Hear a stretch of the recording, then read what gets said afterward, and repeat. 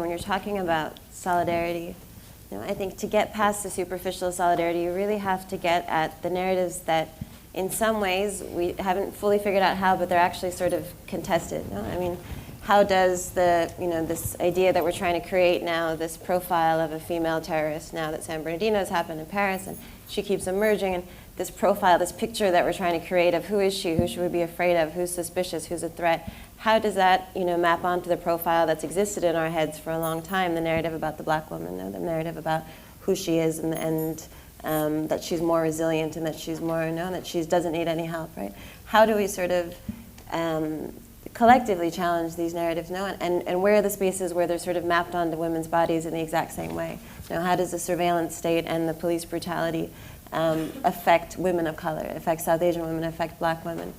These are the narratives that I think are a little more difficult, they're a little more complicated. Even the connection of, that we've talked about, the connection between women and violence, right?